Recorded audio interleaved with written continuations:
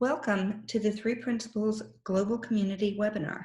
The Three Principles Global Community, or 3PGC, is a nonprofit organization that's committed to bringing an understanding of the three principles as introduced by Sydney Banks to people throughout the world. Today we have Marina Galan with us. Marina is a Three Principles coach and training professional, working with individuals, groups, and organizations all over the world. She sees the understanding of the mind and the exploration of the human dimension as the ultimate game changers in life.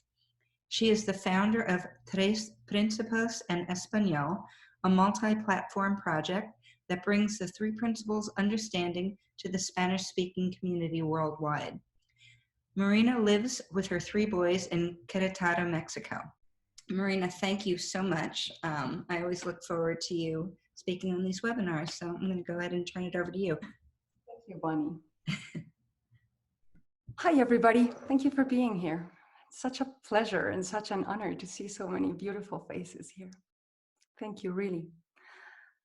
You know, every time I think of doing one of these things for 3PGC, I always struggle with the title. It's like, I have no idea of what I will want to talk about 6 months from now or 5 months from now.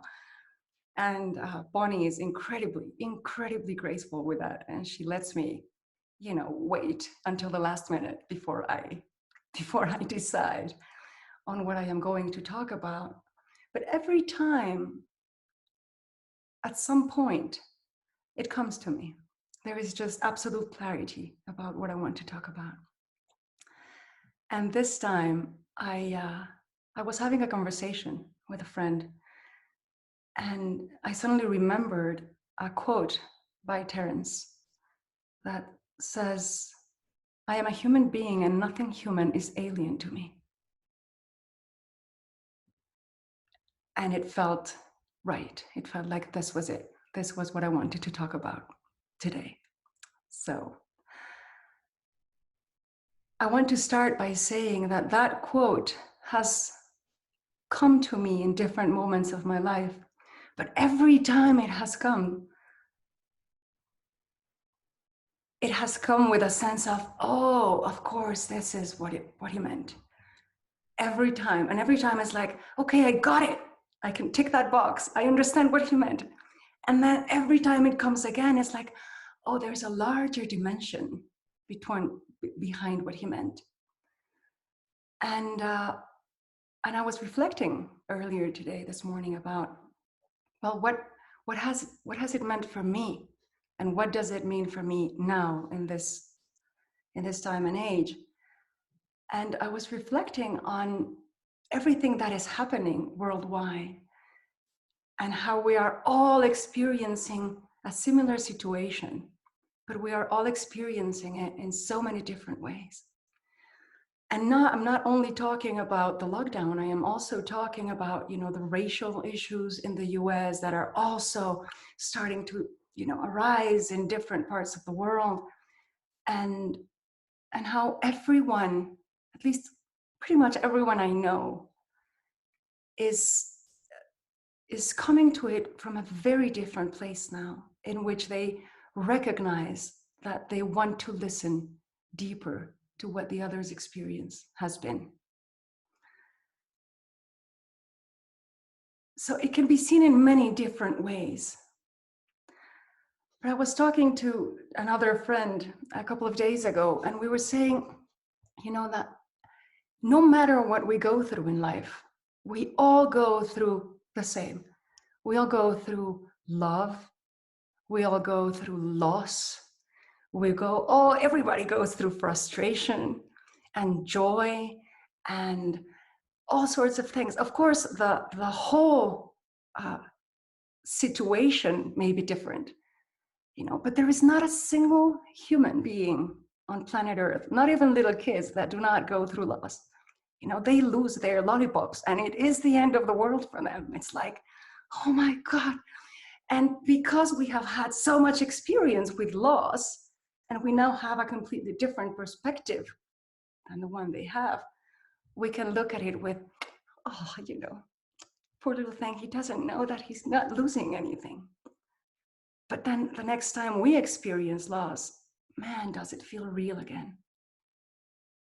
Does it feel real again? And does it sober us up? And if we're lucky, we will find someone that will help us see that, oh, poor little thing, you know, like, I am with you. I understand what you are going through. But I can see that it's not real as well. We have all gone through rejection. We have all, like, and so the important part here is that no matter what is presented to us, we can relate if we give ourselves a chance. If we give ourselves a chance to listen and truly understand what they are talking about. I may not have gone through, I don't know, the loss of my 30-year partner in life, but I have gone through loss. And I can relate to that, and I can understand every single person that can stand in front of me if I give myself the time to understand it. So I found a quote recently by the monk Thich Nhat Hanh, and it said, we can only love what we understand. And we can only understand what we can identify. And we can only identify what we have observed. And so in a very real way, this human connection, this possibility of understanding the other, comes not only from our willingness to observe the other's experience, but to reflect back on our own experiences of whatever they are bringing, so that we can really, truly see through that. Now, I have found that in the years that I have been part of the Three Principles community, there's been different ways of saying, well, we don't want to listen to the story. You know, we're not interested in that part because the story is not true and the answers cannot be in the story, which is true. But what is also true is that it is through the story that we can reach understanding. So a dismissal of anyone's experience does not help connection. It actually makes it incredibly difficult. Have any of you ever been in a situation where someone dismisses your feelings completely and is like, oh no, of course not, that's not. It's horrible. And you have like a very strong ego reaction. You know, it's like, no, yes, I want you to see this. I want you to recognize it. And I've been wondering a lot about that in the last few weeks, given everything that is happening in the world. And seeing how important it is to actually look at the other's experience. And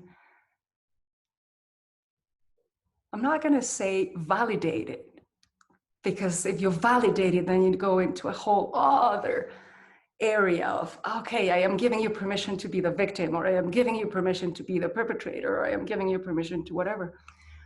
But honor it, recognize it, relate to it.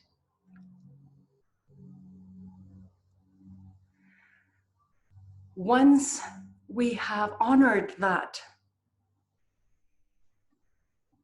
the connection is immediate. That opens up the door to compassion. It opens up the door to a completely different way of listening. And again, I ask you, have you ever had the experience of, you know, someone dismissing your story or your experience, and then someone else really trying to listen, to understand? Not to listen, to fix, just to understand. And how that causes the complete opposite effect. It gets you out of your ego. And a lot of the times you say, well, it's really not that important. It's just that that's how it felt to me, right? We enter a different space in which we can now really, really see it for what it is. There must be that recognition. And in the quote by Terence, I am a human being and nothing human is alien to me. It's an invitation to see that nothing human can be alien to you. It can't. If you cannot see it as yours, take a fresh look again, because you're missing something. And there's a huge opportunity right there for you to go and take it.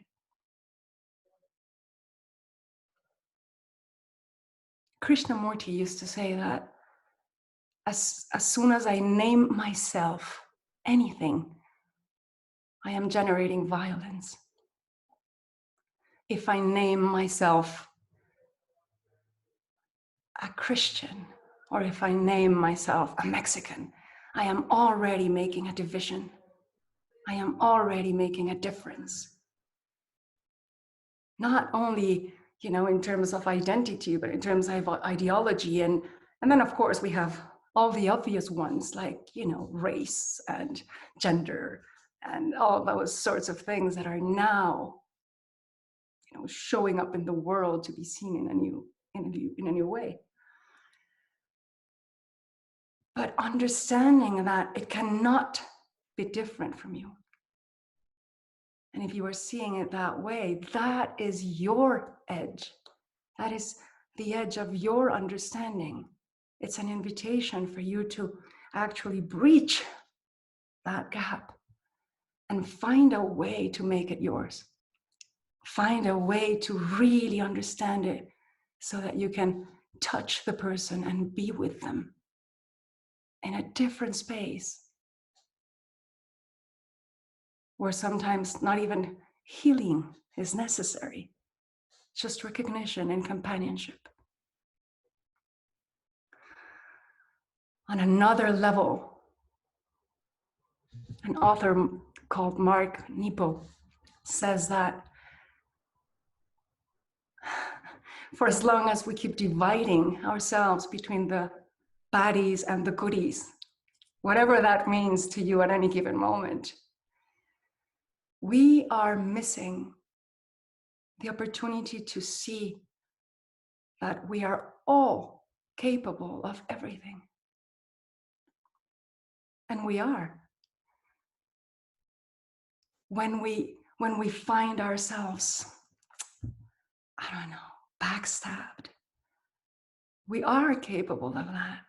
We must recognize that.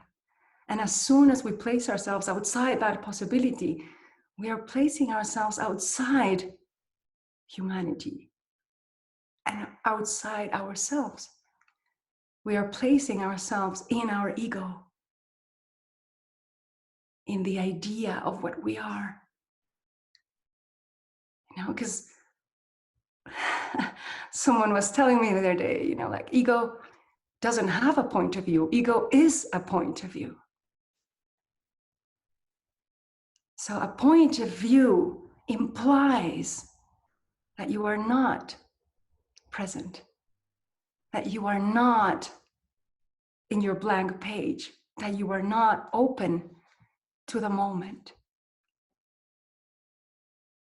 And life requires of us to be present in the moment so that wisdom can inform us how to deal with the moment. We need to give away, offer away our points of view, our ideas, our beliefs in order to meet the moment anew. I was recently part of a conversation around forgiveness hosted by Christy, who is here. And she asked us when we were there, like, any experience you have had in the past about forgiveness, please don't bring it to the table. Any ideas you've had about forgiveness in the past, please don't bring it to the table.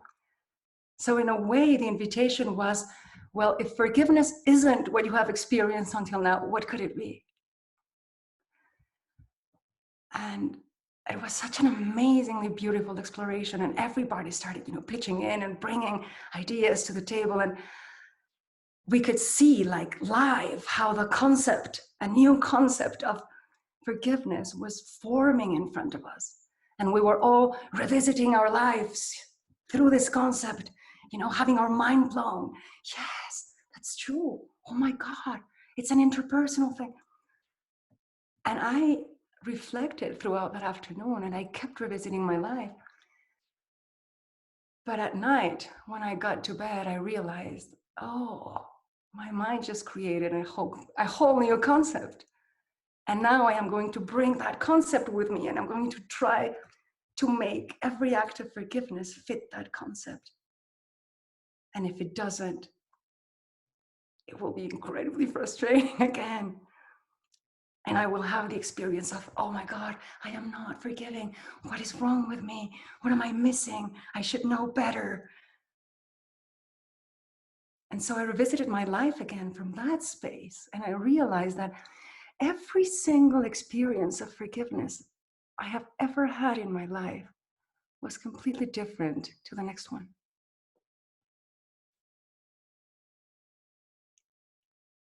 But you see, we come to the moment thinking that we know what it is about. And we don't have the first clue.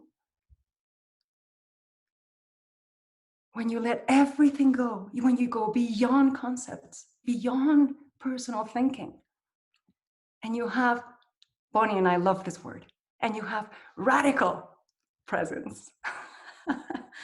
Radical presence. Do you see what happens? You make yourself available to the moment so that the moment can inform you.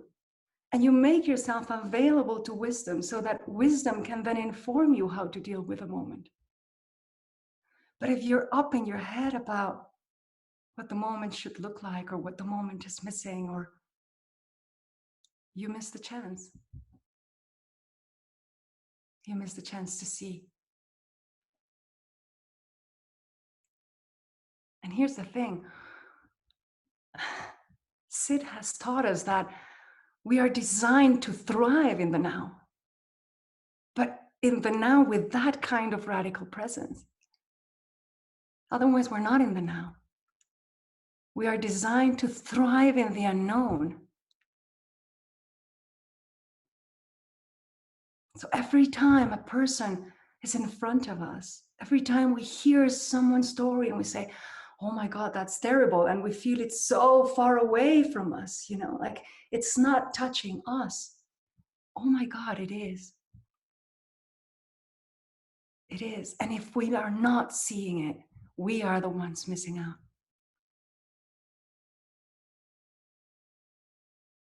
Terence was a slave in his first years. He went through hell. And eventually he was freed. And eventually he wrote all these beautiful things. But truly, to get to that level of understanding and say, I am a human being and nothing human is alien to me. Like it shows you that he opened himself up to understand even the counterpart of slavery, even the enslaver. Like he has placed himself in such a state of presence that he can touch and be touched by anything, everything.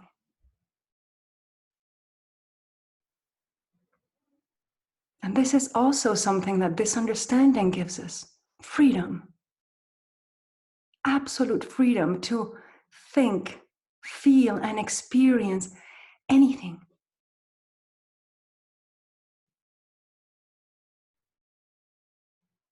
It is not about dividing, oh, this is good experience, this is bad experience, and the understanding is about being in good experience. No, it's about the possibility of feeling everything, experiencing anything, and being able to meet it for what it is, to experience it for what it is, and not from the baggage that we are carrying with us.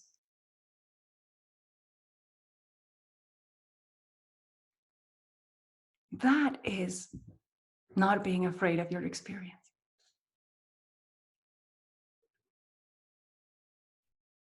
whatever it may be.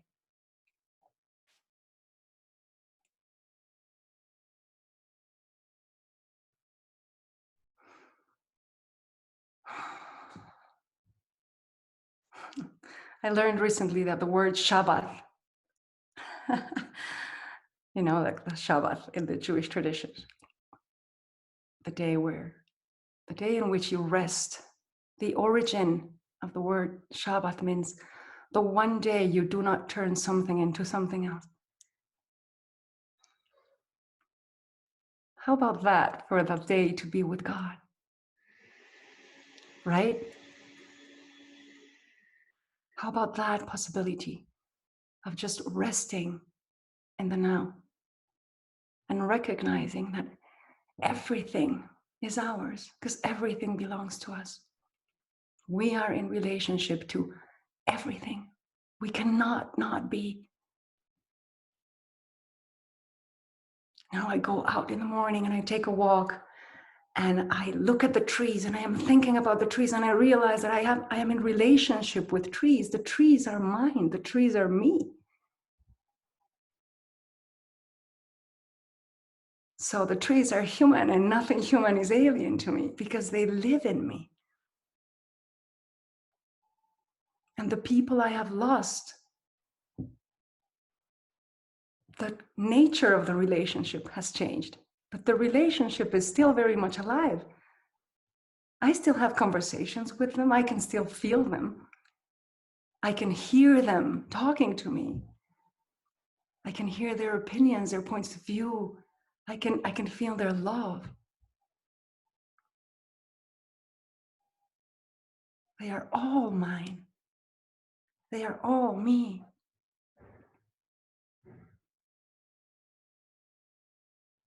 And in this, opening ourselves up to recognizing that everything is ours, we can take responsibility for it in the most beautiful way.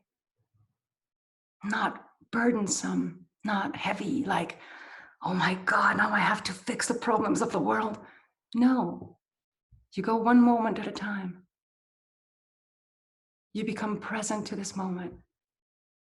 You allow the moment to tell you what it needs of you, what it is asking of you. In the knowing that everything is yours and everything and everyone belong to you.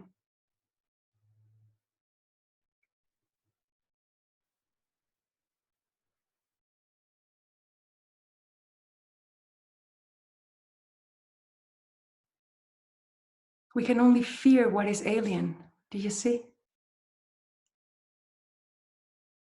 What we understand as alien. But we are not meant to fear anything. We are here to meet the unknown and turn it into the known. Turn it, transform it into ours. And so that finally, like Rumi said, your job here is not to go and find love. Your job is to find all the walls that you have built against it and tear them down. Do you know how you recognize the walls that you have built against love? They cause fear. They cause pain.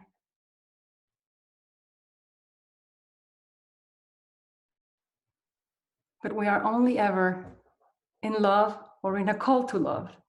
And a call to love is also love.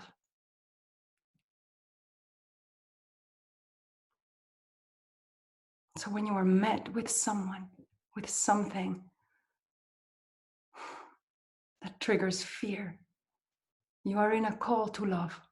You are in a call to presence and deep listening and opening yourself up to understanding.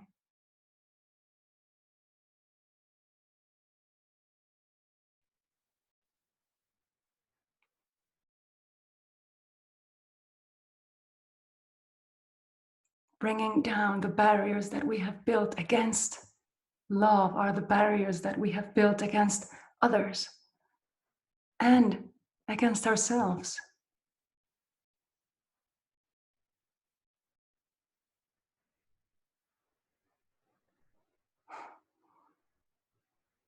I was talking with someone yesterday and we were seeing that we are absolutely free. We are so free that we are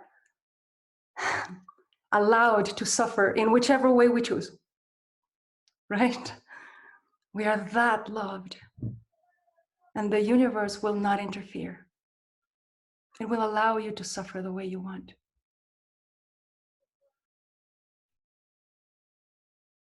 So that level of freedom in which the whole universe is allowing us to be. And yet we cannot let others be. We cannot let ourselves be in peace.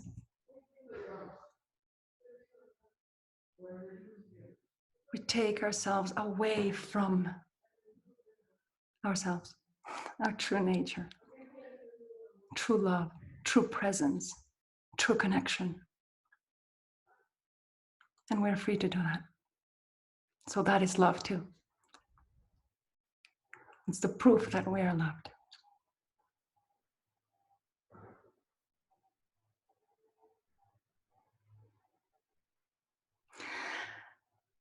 I think that's it. I think that's all I have to say for now.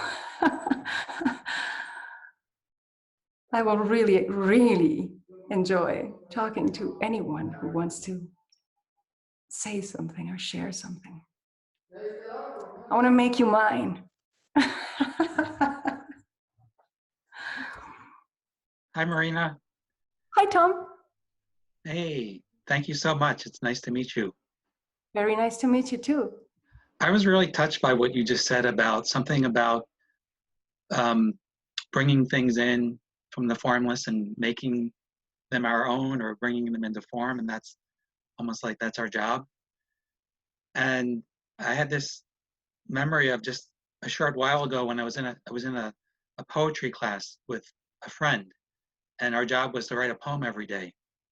And one day I was just noticing how easily everything was coming to me, and how it almost was like this filter or borderland where the words were actually coming through, you know. And it was such a beautiful like insight as to how the way I feel now, the way things just come to me all the time. Things are coming all the time, and I might think they're good, I might think they're bad, but they just keep coming into form, so to speak. So I was really touched by what you said. How cool is that? Yeah. Yeah. Yeah. You see, there are things that we cannot avoid. Experience, we cannot avoid. Doesn't matter if you're awake or asleep or in a good mood or in a bad mood or healthy or not healthy. You are experiencing all the time. Mm-hmm. Not subtract yourself from experiencing. So I'm guessing, you know, that's necessary somewhere for something in the universe. Yeah. I mean, if it made it so that we cannot subtract ourselves from it, it must be because life wants us to experience. But we are experience itself. It is happening in us, as you say. So we are not just the manifestation of love in the form. We are also the conduit through which love brings into form stuff that can only come through us. Do you see? Yeah. So what if each of us was created specifically, perfectly for what needs to come through us? And yet we are constantly judging what is coming through us, trying to avoid this part, that part. Instead of allowing it to come, meet it as ours, understand it, make it our own, give it its place, not turn it into something else. Yeah. That's beautiful. And when I was doing the poetry class, I had that experience too, because I realized as these words came through, then I got to play with them and put them into like poems and things and share them with people. So that part is very alive too. Yeah, absolutely, Tom. Mm. Absolutely. And you see, recognizing that in you forces you to recognize that in others. Mm-hmm. Mm-hmm. So allowing it to happen through you allows you to allow it to happen through others in absolute respect. Right. And then you do not become this judging machine, like Yeah. this should not be happening, this should not be coming through. No, this is what is coming through. Yeah. Yeah. You know, the other thing that came up as you were talking was I've realized that most of my life since when I was a teenager and I started exploring psychology and spirituality, most of it was I was trying to avoid all the aspects of humanness that I didn't like. And now that I've come into the principles conversation, now I see that I don't have to avoid it. And actually, the things that come through are very temporary that I don't like. They're very temporary and they're not actually all that bad. So there's not that much to avoid. Yeah, there's not that much to avoid. And so there is really not that much to do.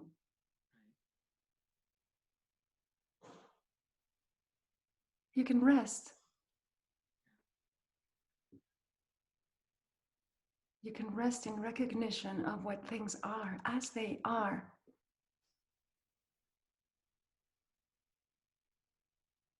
And not having to do anything with them.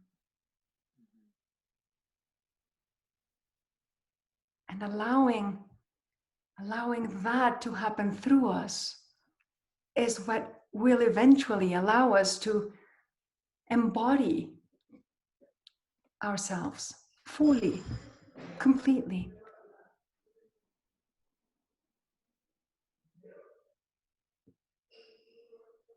You see, wisdom will not take you anywhere you don't need to go.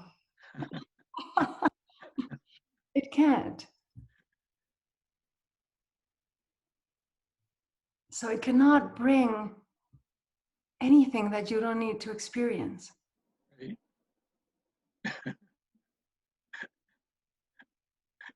That's really good to know. Really glad, Tom. That's good to know. Thank you so much, Marina. Thank you, Tom. Really. Nice talking to you.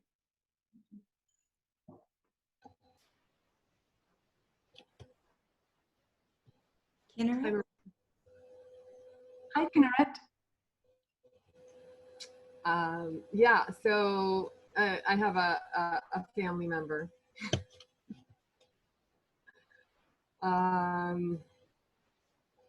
who has a particular kind of personality that's extremely critical and judgmental of anything the person deems as wrong in anybody else. And I do my best. Yeah, we all have one like that, and we all do our best, Kinneret. Your experience is not alien to me.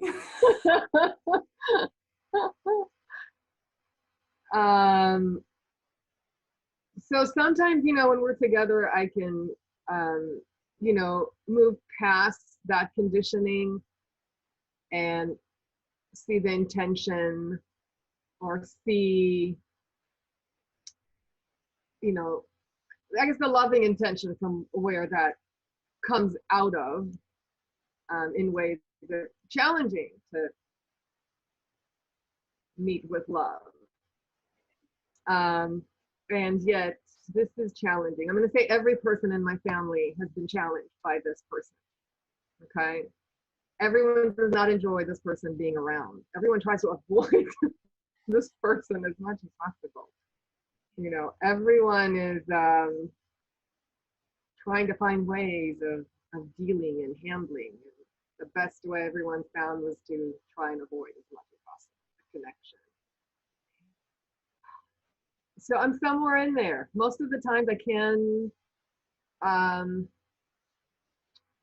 be open and spacious and just notice that that's their way of expression. And other times, especially when it comes at me, it's more challenging. Yeah. So, yeah, so when you were saying, you know, that I'm a human being and nothing human is alien to me.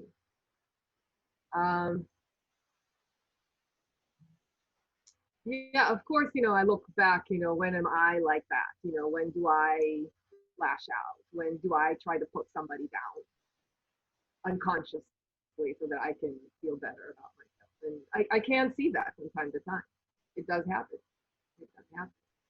And yet this is still a challenge.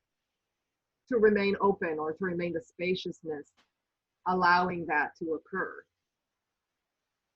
Well, yes, Kinneret, but can I play with it for a little while?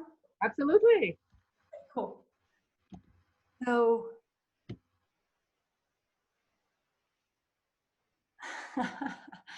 there is the circumstance that we want to change to start with. And then there is our reaction to the circumstance that we also want to change. You see? And so we are not allowing the circumstance to be, and we're not allowing our experience to be, so that we can neither understand the circumstance nor our experience. Because every time we are trying to change something,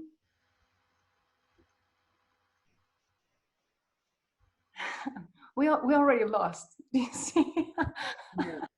Like we already placed ourselves in the wrong side of the track. Now, coming into agreement with the circumstance is not just a matter of, oh, I have to come into an agreement with the circumstance so that I can be at peace with it. No, there is a deeper reason that we want to come into agreement with a circumstance, which is, unless you enter agreement with the circumstance, wisdom cannot inform you about the circumstance. Right? Like, I had a client once that understood this the day she lost her phone. And then for 4 hours, she was really upset that she had lost her phone. And she was blaming herself and judging herself and, you know, tracing her steps back and da-da-da-da-da. The second she entered agreement with the circumstance, okay, I lost my phone. Then she had clarity around how to act. You know, okay, I should cancel the phone account and I should probably, do you see what I mean? But for the 3 or 4 hours that she was not in agreement with the circumstance, she was not informed about the circumstance. She was informed about her disagreement. You see?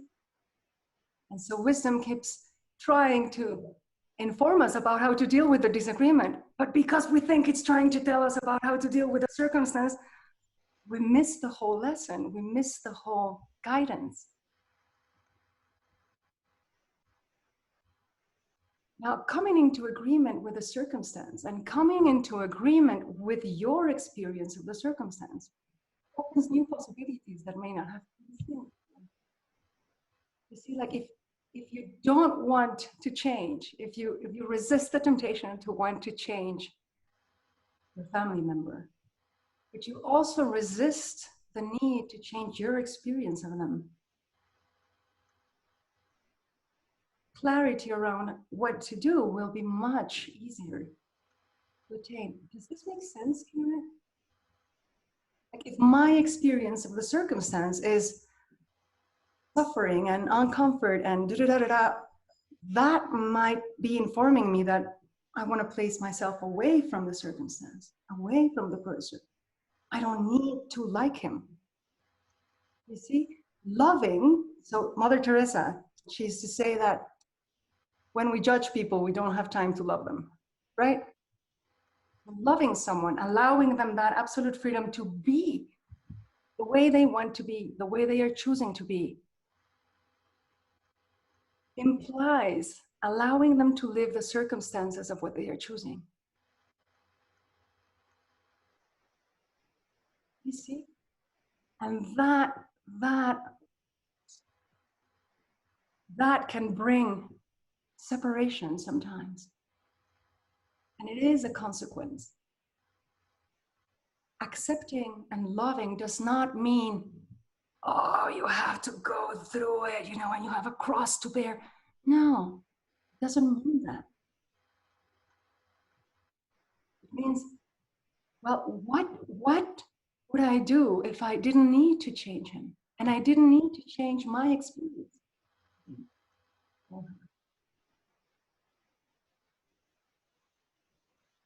You see how it kind of gets less muddy right away? Now, I have no idea of how wisdom will inform you, Kinneret. You know?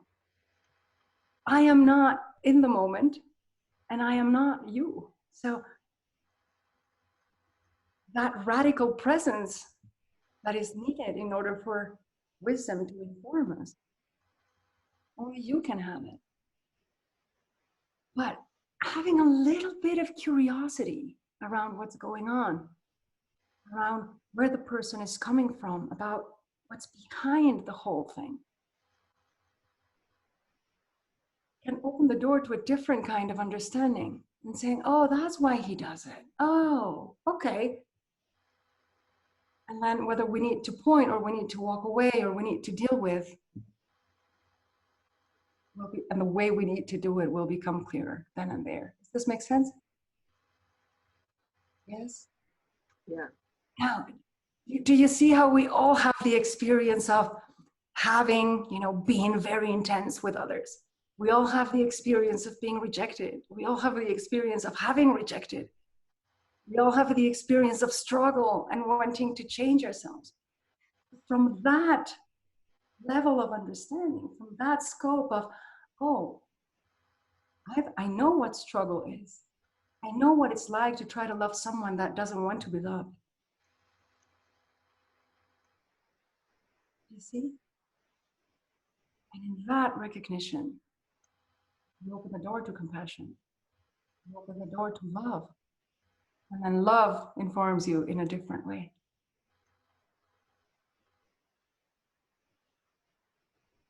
So knowing what to do is way less important than knowing that radical presence and wisdom are there with you. And you can trust that. So you can trust that nothing is alien to you and that you have every single thing you need in order to deal with what is in front of you.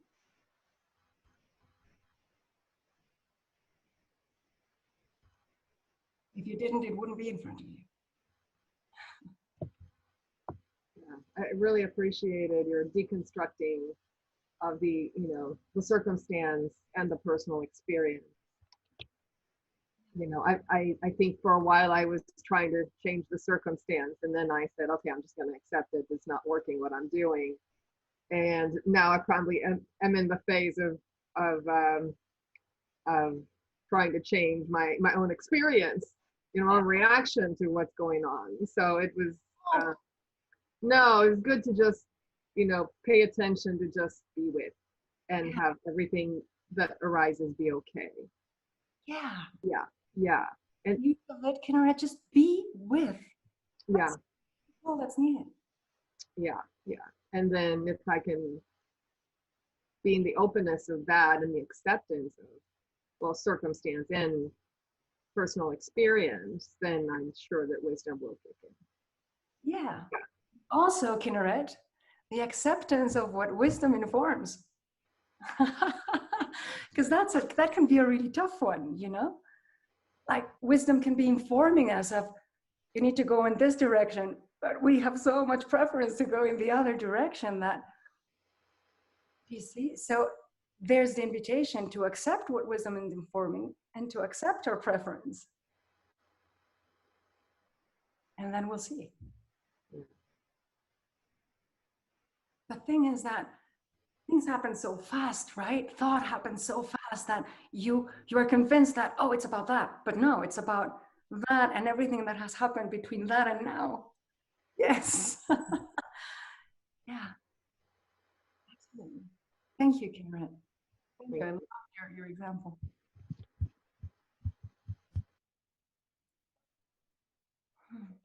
Oh, hi. Alex is my name.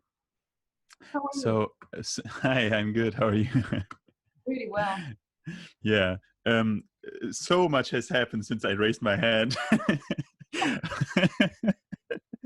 So I don't even remember my original question, but I just loved what you guys were just talking about. I also did a lot of NLP and stuff and business to change the experience of what I at some point realized not to be the objective reality. So, and that felt not good as well. So I really like your stance on not having to do that. And I guess what I would like to know more about is this radical presence you're talking about, or this was that the right word? Radical presence? Yeah. And when you say, like, when wisdom talks, to accept that and so on, like, to me it always sounds like you guys have so much clarity with that. Like when this happens, you're like, oh yeah, I know that this is what's happening. And to me, I have had these experiences like with that clarity not too often, maybe like 5 times or so in the last year or so. I don't know, like I didn't count, right? But so to me it doesn't sound like I wake up and I just have this like spirit talking to me, you know, or myself knowing what I'm up to do. And I when you said, now I remembered my question. When you said, like, you don't have to do anything, you're fine, you're something like this. I don't get the words right here, but so what came to me is like, yeah, but this whole Corona thing kind of decimated my business, and like money is kind of going down, and like it doesn't feel like I don't have to do anything, you know. so it must be that, like, ego is talking something like, oh, you're doing it wrong, and there's something or something like this. So my question is basically like, when do I know, like, yeah, maybe you can talk to this whole radical presence thing, and how for me to better know what to do and how to do that. First Yeah. of all, I need to tell you that everyone in the Three Principles community always knows what to do. Ha! Right. Yeah. I wish. Come on, Alex. You're trying to avoid not knowing. Do you see? Yeah. Mm.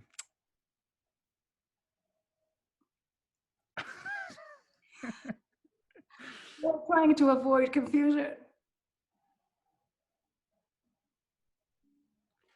Yeah. Trying to avoid not knowing is pretty much very accurate. Yeah. Yeah. But you see, discomfort with not knowing is a learned thing. Yeah. Because look at babies, they don't know the first thing about anything. They have no idea what's coming next. Yeah. And yet they're, you know, cool as a lettuce and thriving. Yeah. You don't have a problem. We're designed to thrive in the unknown.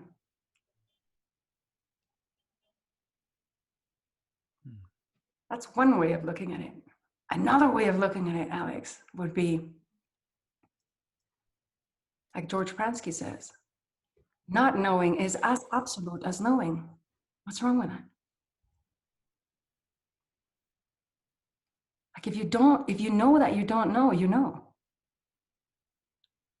Right? Yeah. And that is why pretty much every tradition out there, not just the principles, has some version of, can you just be in the unknown until you know?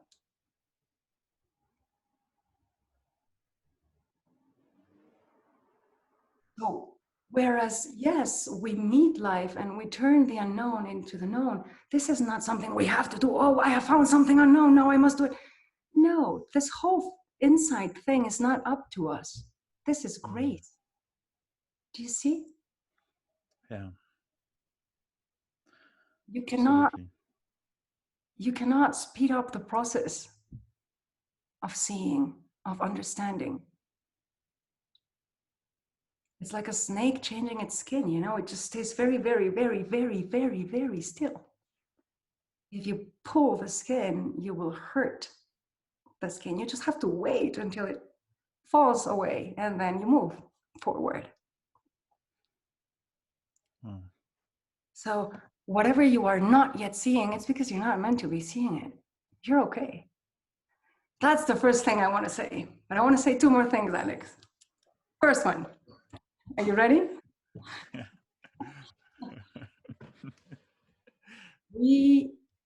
We have made life a challenge on not losing balance. And there cannot be movement without loss of balance. So every step we take is a voluntary loss of balance in order to gain it again. Standing up is a voluntary loss of balance. Sitting down, dancing, running, bikes, motorcycle, you know, do you see how every movement involves a voluntary loss of balance in order to gain it again? So trying to avoid the loss of balance is at best a futile attempt at immobility. At best, we are meant to get lost so that we can find ourselves again. We are meant to get confused so that we can find clarity again. We are meant to, this is how the system works. This is not personal, Alex. That's how it happens. You reach the edge of your understanding, you bridge it. You reach the edge of your understanding, you bridge it. This is it. We're just not afraid of it because we understand it. Is it making sense? Yes. Perfect. Oh, Alex, I'm going to tell you my favorite story to talk about radical presence. Okay. Some of you here have heard this story. My apologies. My cousin heard there was an amazing carpenter deep in the Mayan jungle, an old guy. And she decided that she wanted this guy to make the most amazing table she had designed, right? So she got a piece of wood, drove all the way into the jungle, got to the carpenter, showed him the piece of wood, explained to the carpenter how she wanted the table to look, and the carpenter, old guy sitting, you know, and smiled and said, "Sure, come back in a few weeks." And that was it. When she came back a few years later, she found an amazing table that had absolutely nothing to do with what she had asked for. She was really upset with the carpenter. She was telling him, "This is not the table I asked for." And the carpenter said, "No, this is the table the wood asked for."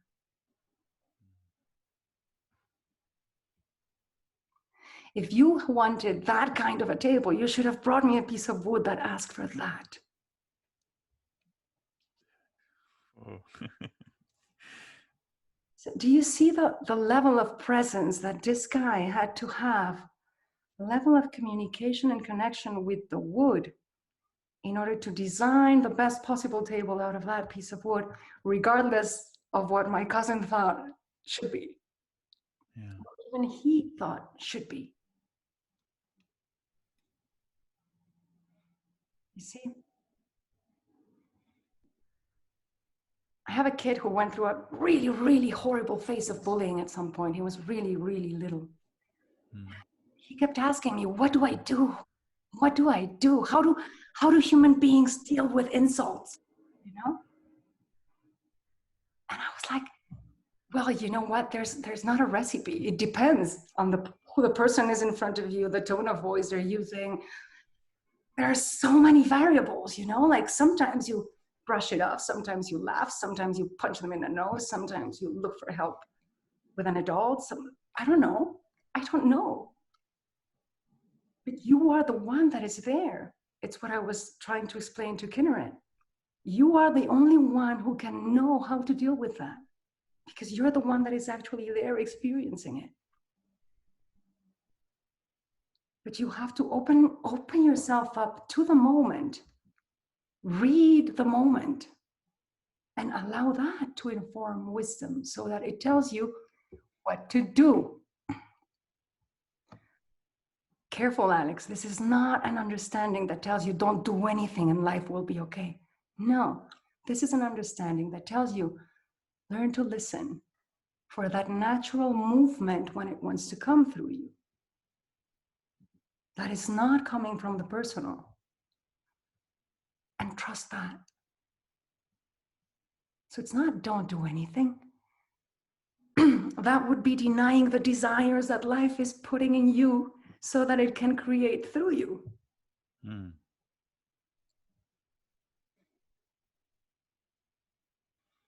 Yeah. So no, you're inspired to do something, by all means, go and do it. Yes. Don't make a lot of rules about how to get there, you know, because you don't want to limit yourself. But by all means, do it.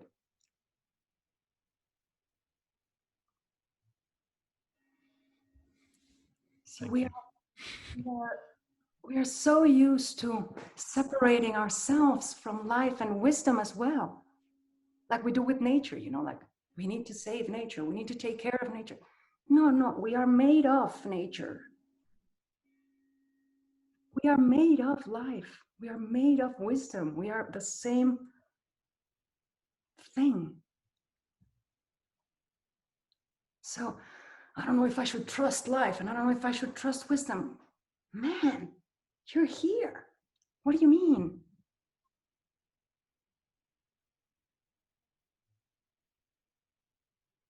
Nothing is alien.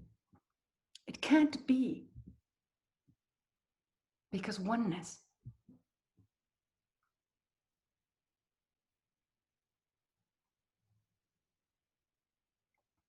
So oneness is not only in the form, it is also in the formless.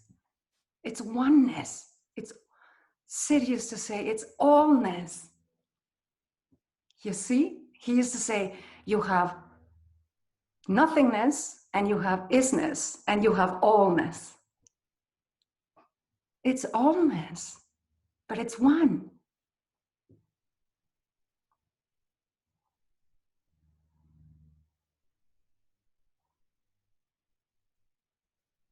Allow desires to be, but treat them as desires. Allow preferences to be, but treat them as preferences, not as needs. Allow needs to be and treat them as needs, not preferences. Do you see? But learn to recognize what they are.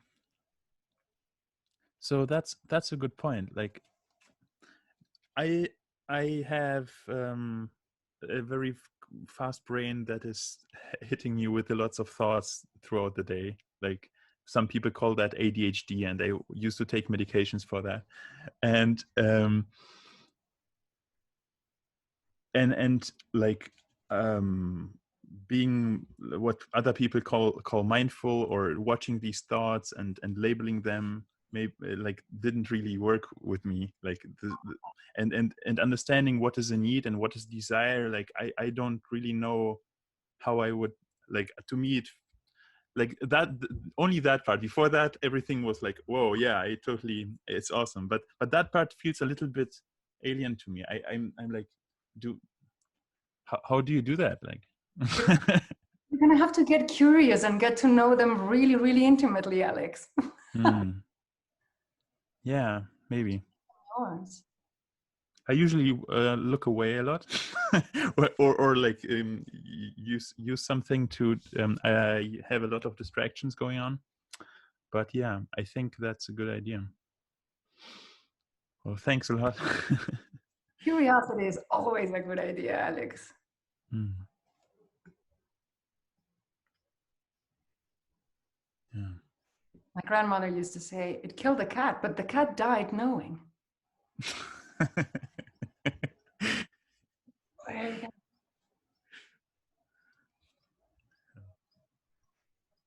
Thank you, Alex. Thanks so much.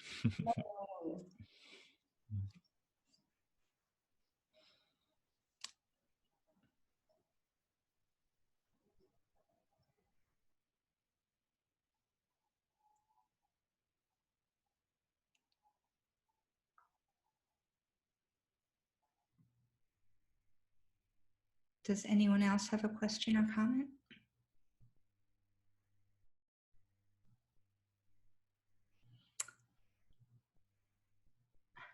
Looks like we might be complete. Is there anything you would like to say to wrap up? Thank you. Yeah. Yeah, what comes to me is radically awesome. Yes. Yeah. Thank This was a great webinar. Thank you so much, Marina. So you for being here. I love seeing so many friendly faces and I love meeting new people. Thank you so much. Really, really. I love you all. You're all mine. I am taking you with me. Thank you, Marina. bye, everyone. Thanks for joining us live. Bye-bye. And the next webinar is August 31st, and it's with Natasha Swerdloff and Amy Johnson. So hopefully you can join us then. Bye, everyone.